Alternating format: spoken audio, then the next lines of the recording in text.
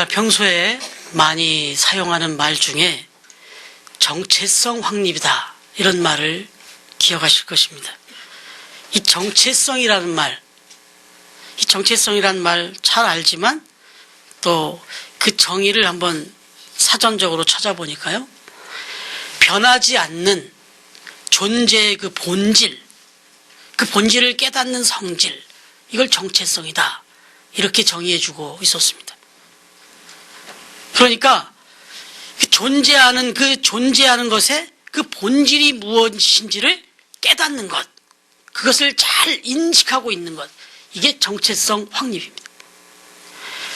특히 우리 사람이 자기의 그 본질, 자기가 어떤 존재며 자기가 왜 사는지, 무엇을 하며 살아야 되는지, 이걸 분명히 깨닫고 사는 것, 이것을 이제 자아 정체성 확립이다, 이렇게 말합니다. 여러분, 사람들이 행복한 삶을 누리지 못하는 이유가 여러 가지 있겠습니다만은, 행복한 삶을 살지 못하는 그 근본에 들어가 보면 가장 큰 문제 중에 하나가 정체성 확립이 안 돼 있기 때문에 그렇습니다. 자기가 어떤 존재이며 자기가 무엇을 하며 살아야 하며 왜 살아야 하는지, 이 정체성에 대한 분명한 확립이 흔들릴 때 불행한 삶을 살아가게 된다, 이런 얘기죠. 여러분, 이 정체성 혼돈 속에 살아가는 사람들은 결코 행복할 수가 없는 것입니다. 자신의 위치, 자신이 해야 할 일, 이런 것들을 찾지 못하고 살아가는 것, 참으로 안타까운 것이죠. 굳이 예를 들어본다면 좀 극단적인 예이겠습니다만, 자기가 분명히 남자인데 자기의 정체성을 혼동하는 사람이 있습니다. 자기가 여자인 줄 아는 사람이 있어요. 아니, 여자이고 싶어하는 사람이 있어요. 자기가 남자인데. 그래서 아예 여자로, 여성으로 성전환 수술도 합니다. 그리고는 자기는 여자라고 우깁니다. 그리고는 여자처럼 살아요. 여러분, 성 정체성이 혼돈된 거죠. 그런데 여러분, 어떨 것 같습니까? 그때 그런 결정으로 그렇게 살아가는 모습이 잠시는 행복해 보일 수 있습니다. 자기가 원하는 대로 살아가니까. 그러나 그 인생을 길게 놓고 보면 그것은 전체적으로 볼 때 결코 행복할 수가 없죠. 여러분, 우리 그리스도인들도 마찬가지입니다. 우리 그리스도인들이 마땅히 하나님의 자녀로서 하나님의 택함을 받고 행복하게 살아야 되는데, 우리 그리스도인들이 그 만왕의 왕 되신 하나님의 자녀로서 그 택함을 받은 엄청난 은혜 가운데 살면서도 때로는 행복하지 못하고 불행한 이유가 뭘까요? 그것은 바로 우리가 하나님의 자녀라고 하는 이 정체성, 이 부분에 대해서 분명하게 확립되어 있지 못하기 때문에, 이 정체성에서 혼돈을 겪기 때문에 그리스도인으로 살면서도, 하나님의 자녀로 살면서도 행복한 삶을 살지 못하는 경우가 있다는 것이죠. 여러분, 어떻습니까? 분명히 하나님의 자녀고 그리스도인이에요. 그런데 그리스도인이 아닌 것처럼 삽니다. 아니, 때로는 그리스도인이 아니고 싶어 합니다. 왜냐하면 손해도 봐야 되고 조금 핍박도 피하고 싶고, 그래서 어떤 때는 그리스도인이 아니라고 부인하며 그렇게 주장하며 사는 경우도 있습니다. 그러나 그 깊은 내면 속에 이미 예수 그리스도를 만난 소중한 구원의 경험이 있습니다. 하나님을 두려워하는 마음도 엄연히 있습니다. 그럼에도 불구하고 하나님을 온전하게 그렇게 나의 주인으로, 아니 하나님 중심으로 살지를 못하는 거예요. 이런 사람은 결코 행복할 수가 없는 거죠. 기쁘게 살 수가 없는 거죠. 여러분, 그래서 오늘 계속 묵상하고 있는 계시록 말씀 중간에 오늘 우리가 묵상하고 있는 이 7장 말씀은 이 계시록의 말씀이 진행되는 상황에서 좀 뜬금없이 들어와 있는 말씀이에요. 6장까지 쭉 이어져 오던 말씀에서 바로 8장으로 넘어가야지 이게 오히려 맞습니다. 6째 인을 이야기하고 이제 7째 인으로 가는 게 맞아요. 그런데 갑자기 이 7장 말씀을 기록하게 하십니다. 그리고 이 7장 말씀에서 바로 우리 그리스도인들이 어떤 존재인지에 대한 중요한 말씀을 기록해주고 있다, 이런 얘기입니다. 다시 말씀드리면 그리스도인들의 정체성을 분명하게 깨닫게 해주기 위한 말씀이다, 이거예요. 그런데 그리스도인의 정체성은 뭐냐? 오늘 말씀 보니까 인침을 받은 자다, 이렇게 말씀하고 있는 겁니다. 여러분, 인침을 받은 자, 이 표현이 오늘 4절에 2번, 5절에 1번, 8절에 또 1번, 이 짧은 말씀에 거의 한 절에 건너 한 번씩 벌써 4번이나 나오고 있어요. 여러분, 이 인침이라는 말은 우리가 어느 정도 알고 계시지만 이 헬라어 원어로 보면 스파라기스라는 단어가 쓰여 있는데 이건 도장을 찍는다, 이런 의미예요. 인침. 그런데 이걸 이제 명사, 이 동사형으로 바꿔보면 스파라기조라고 되어 있는데 이건 도장을 찍다. 이걸 비유적으로 조금 풀어서 설명하면 보증하다, 인정하다, 이런 뜻이 있습니다. 당시에는 노예제도가 아주 일반화되어 있을 때였습니다. 노예는 전쟁에서 일종의 노획물처럼 그 패전한 쪽의 사람들을 노예로 끌어다가 그렇게 부려서 사용하기도 했죠. 때로는 돈을 주고 노예를 사기도 했고, 때로는 채주가, 이 채무자가 돈을 못 갚을 때 그 빚 대신 사람을 노예로 그렇게 삼기도 했습니다. 중요한 것은 이제 이 노예가 우리 집의 노예다라고 하는 것을 확실하게 이제 확증하기 위해서 때로는 문서로, 마치 우리 예전 노비 문서처럼 문서를 만들어서 도장을 찍어서 이 사람은 우리 집의 노예다라는 것을 이렇게 확증하기도 했고, 때로는 좀 잔인하게 몸에다가 낙인을 찍기도 했습니다. 대표적인 예가 로마 시대인데, 이때 로마에서는 이 로마 황제 시저가 자기 노예의 이마 한복판에다가 이렇게 V자로 그렇게 낙인을 찍었습니다. 그렇게 해서 자기의 노예다라는 것을 그렇게 확정을 시키기도 했습니다. 나중에 미국 사람들은 아프리카에서 흑인들을 가슴에다가 이렇게 낙인을 찍기도 했고요. 또 심지어는 어떤 나라에서는 이 뒤통수에다가 낙인을 찍기도 하기도 했습니다. 그런데 오늘 말씀 보세요. 2절부터 3절에 보니까 또 봄에 다른 천사가 살아계신 하나님의 인을 가지고 해 돋는 데로부터 올라와서 땅과 바다를 해롭게 할 권세를 받은 네 천사를 향하여 큰 소리로 외쳐 이르되 우리가 우리 하나님의 종들의 이마에 인치기까지, 이렇게 기록해 주고 있습니다. 여러분, 하나님께서 하나님의 종들, 하나님이 택하신 백성들에게 인을 치셨다는 거예요. 그런데 하나님께서도 그 백성들의 이마에다 인을 쳤다, 이렇게 말합니다. 여러분, 정말 하나님께서 택한 백성들의 이마에다가 인을 쳤다는 얘기겠습니까? 이 시대적인 상황을 명백히 이해시키기 위해서 그 표현을 빌린 거예요. 이것은 분명히 영적인 의미입니다. 우리 눈에는 보이지 않아요. 우리 인간의 눈으로는 보이지 않습니다. 그러나 하나님은 분명히 보실 수 있는, 하나님이 분명히 확인하실 수 있는 그 영적인 인을 하나님이 택하신 백성들의 이마에 찍었다. 가장 잘 보이는 곳에 이렇게 인을 찍어주셨다, 이런 얘기입니다. 여러분, 하나님께서 택하신 백성들을 하나님께서 이렇게 분명하게 너는 나의 백성, 하나님의 백성이다라는 표시를 분명하게 해주셨다라는 얘기예요.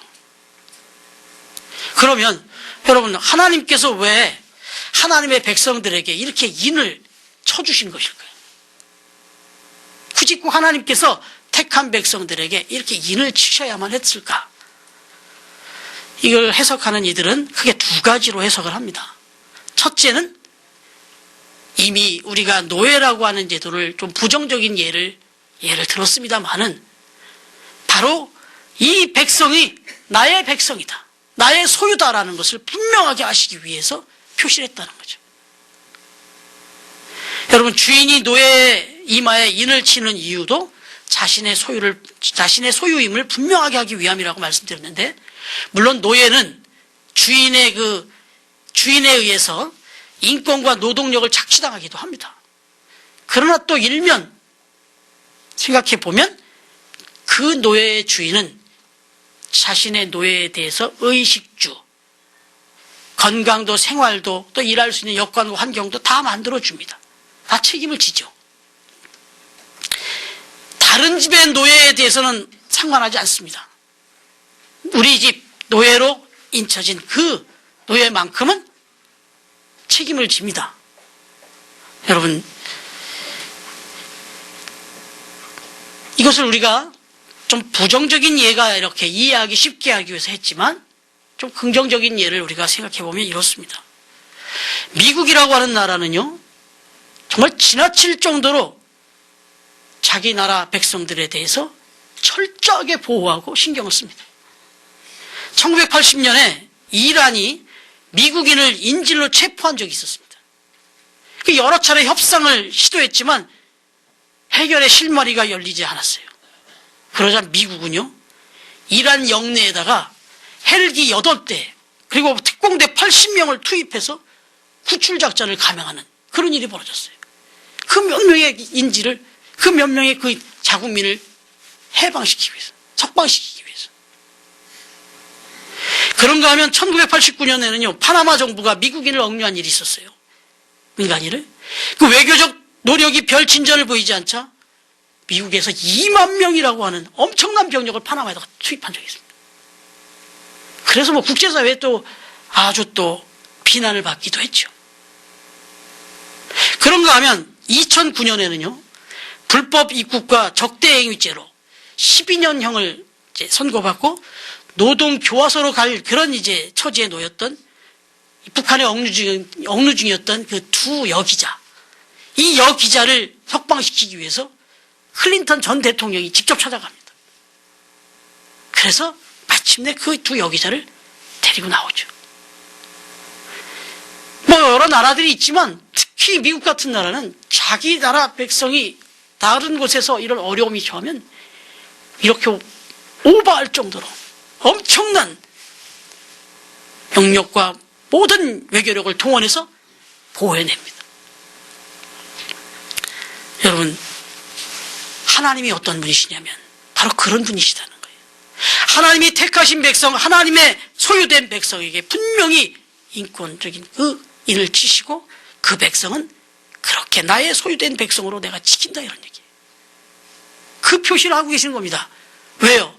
지금 우리가 6째 인까지 살펴봤지만 이 땅에 이미 하나님의 심판은 시작됐습니다. 이 심판이 지금 우리 가까이 이미 임하고 있습니다. 이 심판이 난무하고 있는 이때에 하나님의 택하신 백성들을 정확히 구별하시고 보호하시기 위해서 인을 치셨다는 거예요. 여러분, 시편 121편 4절과 5절 말씀에 보면, 지난주 금요일에 이 말씀을 묵상했는데, 이스라엘을 지키시는 이는 졸지도 아니하시고 주무시지도 아니하시리로다. 여호와는 너를 지키시는 이시라. 그리고 8절에 보니까 여호와는 너의 출입을 지금부터 영원까지 지키시리로다, 이렇게 말씀하고 있습니다. 여러분, 여호와 하나님은 하나님의 백성들, 당신의 택한 백성들이 어떠한 상황 가운데 있든지 졸지도 아니하시고 주무시지도 아니하시면서 불꽃 같은 눈으로 지켜보고 계시는 그런 분이시다. 그래서 철저하게 완벽하게 보호하시는 하나님이시다. 또 그렇게 철저하게 완벽하게 보호하시기 위하여 당신의 택한 백성들에게 인을 치신다, 이겁니다. 여러분, 또 다른 하나의 이유가 있다면 바로 하나님의 백성된 우리들이 바로 우리 스스로 우리가 하나님의 백성, 하나님의 자녀임을 잊지 않고 살도록 하시기 위해서 인을 쳐주신다는 거예요. 그러면 우리가 하나님의 인치심을 받았다는 것을 우리가 알아야 될 거 아니에요. 그렇게 눈에 보이는 인이 아니라고 했는데, 그러면 과연 하나님께서 우리 스스로 우리가 하나님의 백성임을 확신할 수 있는, 우리가 볼 수 있는, 우리가 느낄 수 있는 인을 어떻게 쳐주셨다는 얘기냐, 그런 얘기죠.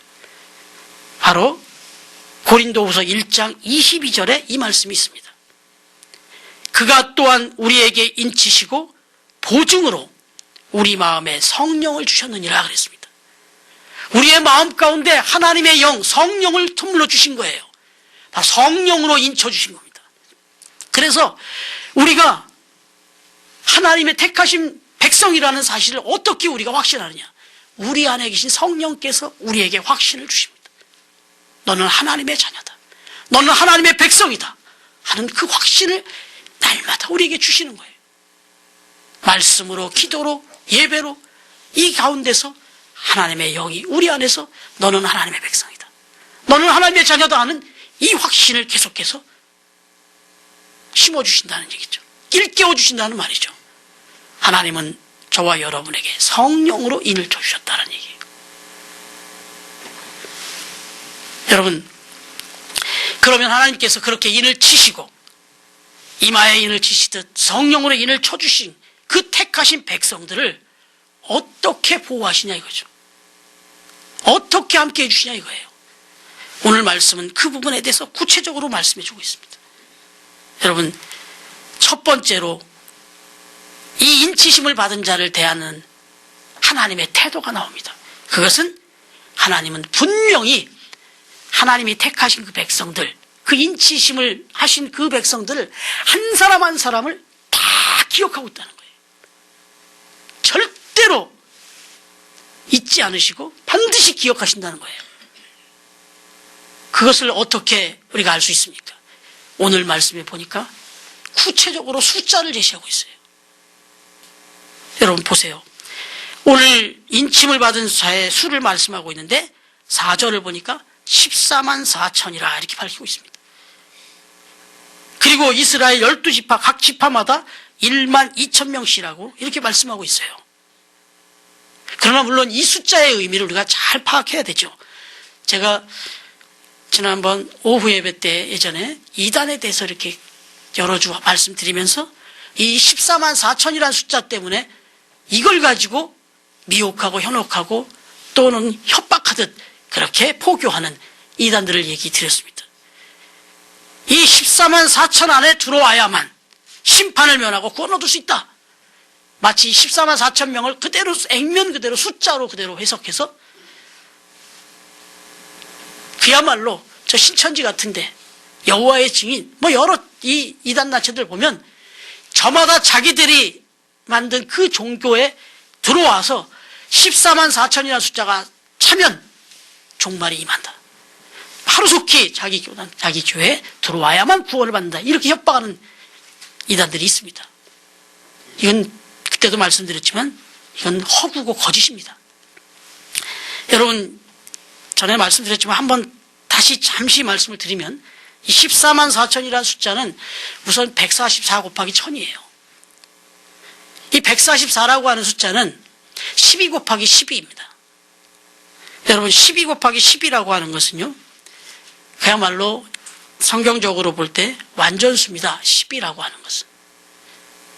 여러분, 이 10이라고 하는 것은 하늘의 완전수 3, 성삼위일체 3, 이 숫자와 땅의 완전수 동서남북 이 4, 이걸 곱하면 3, 4, 12, 12가 나와요. 이 12는 그래서 완전수로 봅니다.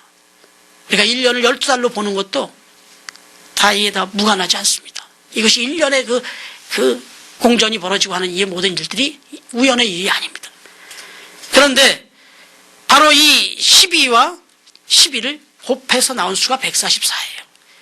그리고 성경적으로 보면은 이 1000이라고 하는 것은 온 땅에 충만한 숫자를 의미합니다.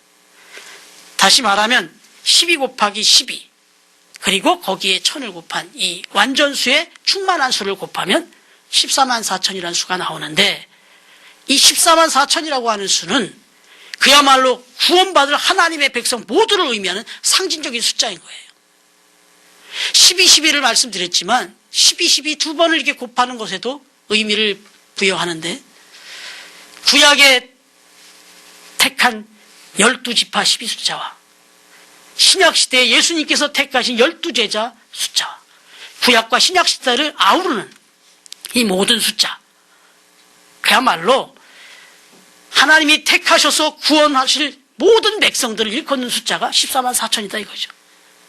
단순히 14만 4천이라는 숫자가 그냥 한정된, 제한된 그 숫자를 의미하는 것이 아니라 하나님이 택하셔서 구원하실 구약과 신약 이 땅의 모든 백성들을 아우르는 숫자가 14만 4천이다 이런 얘기입니다.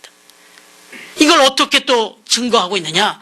이어지는 9절 말씀에 보시면 분명히 14만 4천을 이야기하시지만, 그러나 9절에 이렇게 말씀하고 있어요. 이 일 후에 내가 보니 각 나라와 족속과 백성과 방언에서 아무도 능히 셀 수 없는 큰 무리가 나와 그랬습니다. 흰 옷을 입고 손에 종려가지를 들고 보좌 앞과 어린 양 앞에 서서 그랬어요. 분명히 14만 4천이라는 숫자가 제한된 숫자라면 뭘 셀 수 없는, 능히 셀 수 없는 숫자라고 얘기하겠어요.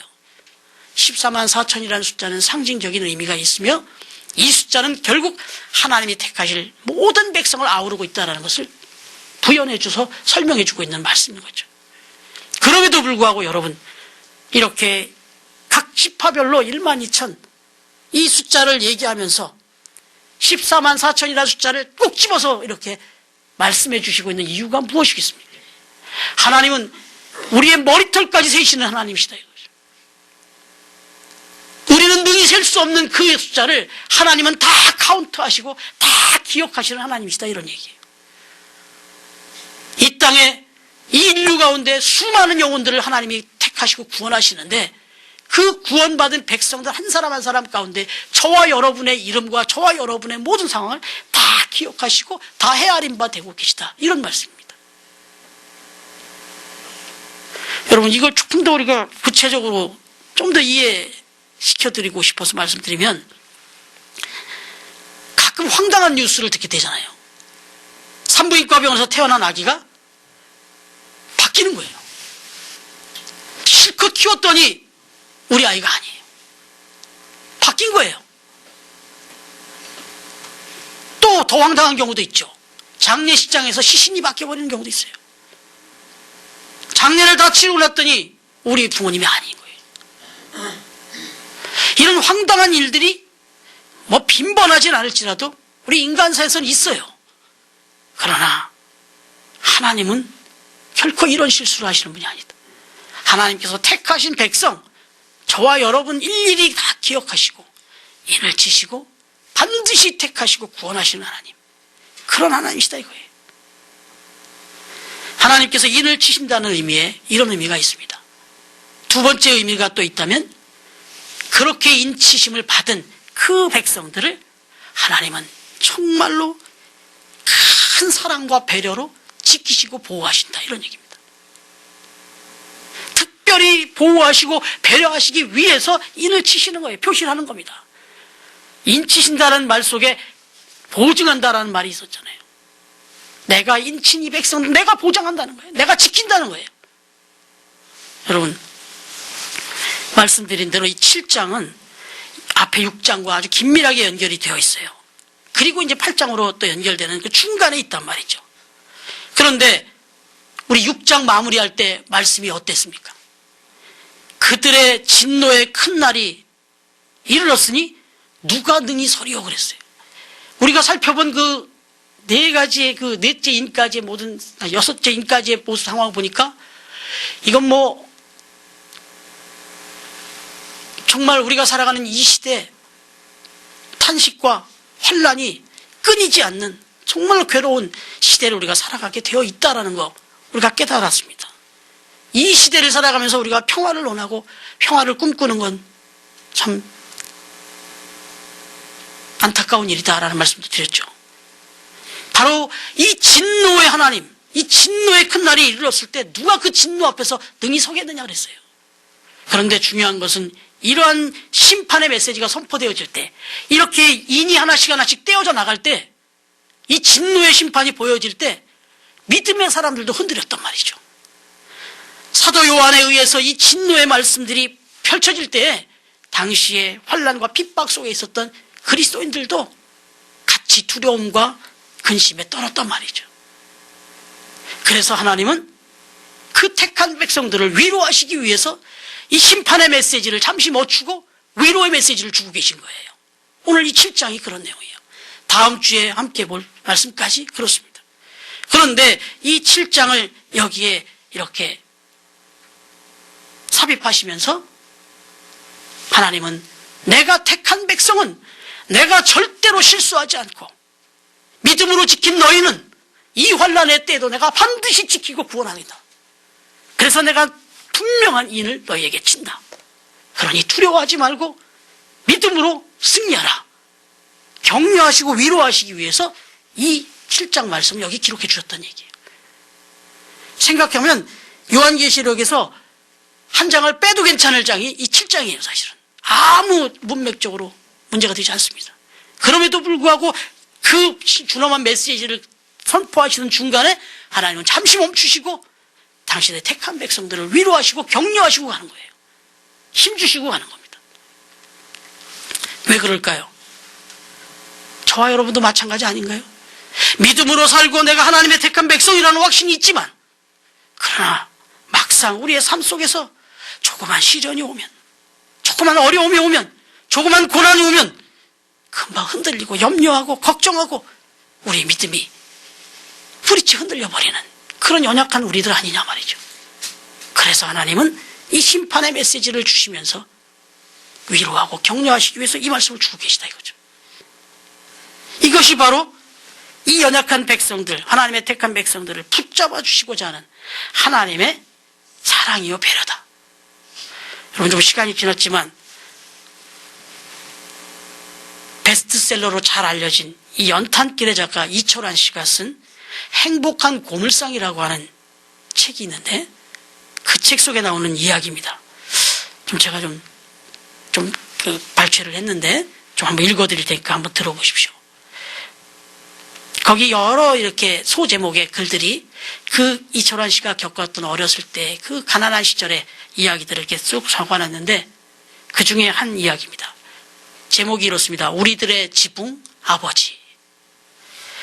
밤늦은 시간부터 비가 내리던 어느 날이었다. 산 동네 조그만 집들을 송두리째 날려보내려는 듯 사나운 비바람도 몰아쳤다. 칼날 같은 번개가 캄캄한 하늘을 쩍 하고 갈라놓으면 곧이어 천둥 소리가 사납게 으르렁거렸다.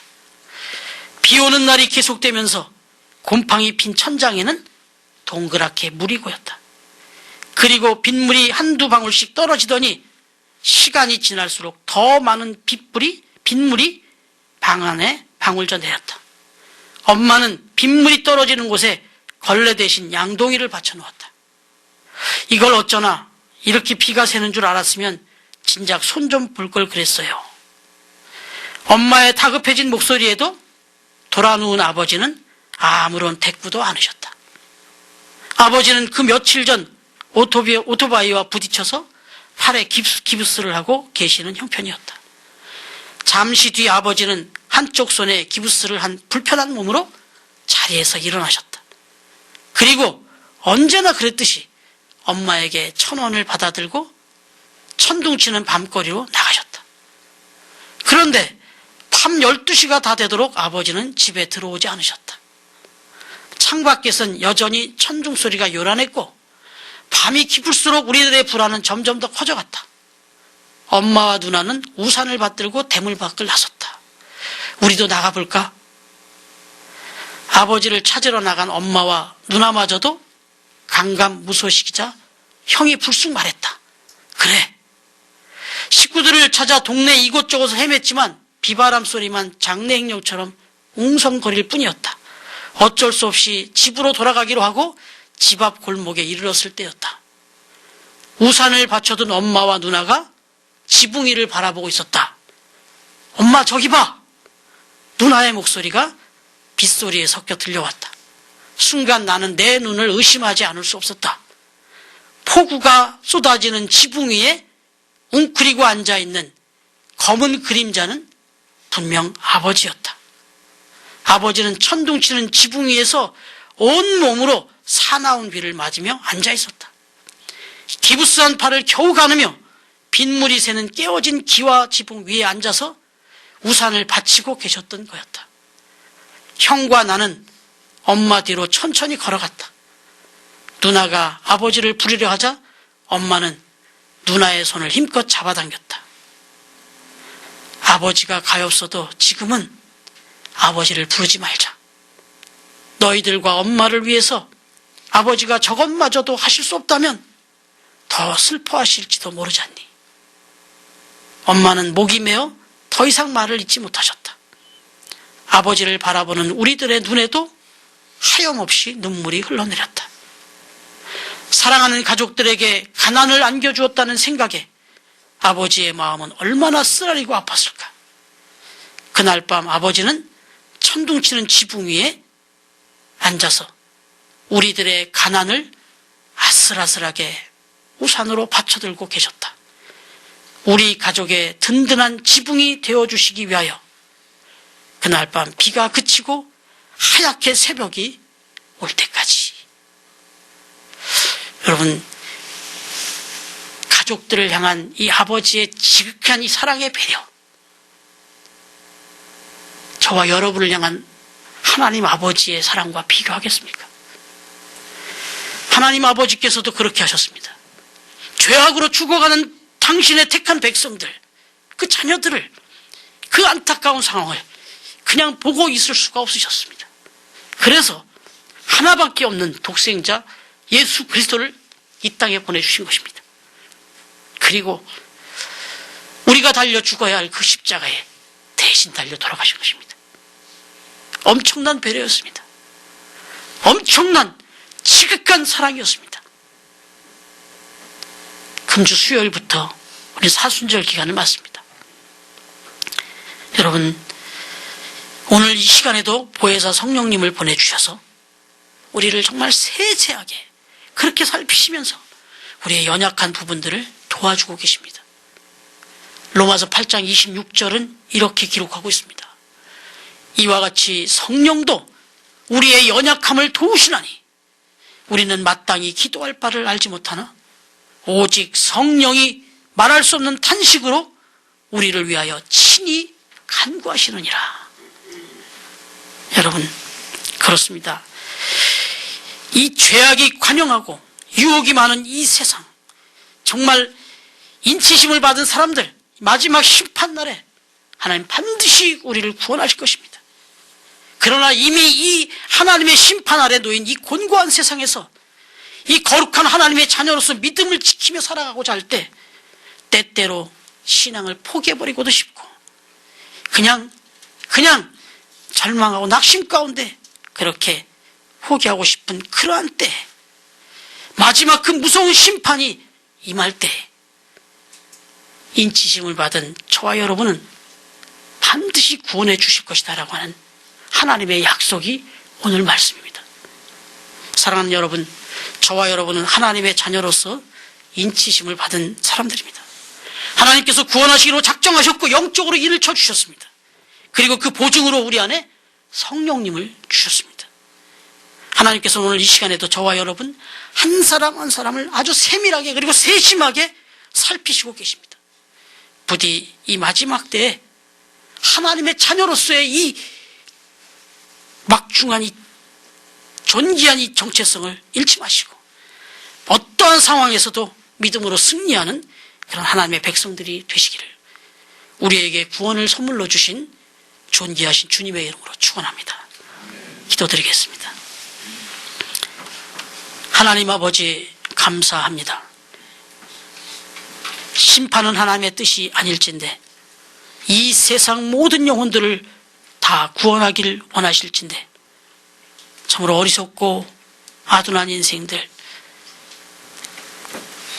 이 죄악이 관영한 세상 속에서 참으로 하나님의 그 구원의 은총을 깨닫지 못하고 아니 이미 구원받은 백성들마저도 이 복음을 부끄럽게 여기며 하나둘씩 이 복음에서 떨어져 나가는 이 안타까운 시대 가운데서 주님, 어떠한 시련이 오고 어떤 어려움이 있을지라도 결코 우리의 믿음의 정체성을 잃어버리지 않게 하시고 이 믿음으로 승리하여 우리를 위하여 예비하신 그 구원의 은총을 우리 모두가 다 받아 누릴 수 있도록 주님, 우리 송파교회 모든 성도들을 지키시고 축복하여 주옵소서. 감사드리며 예수님의 이름으로 기도드립니다. 아멘.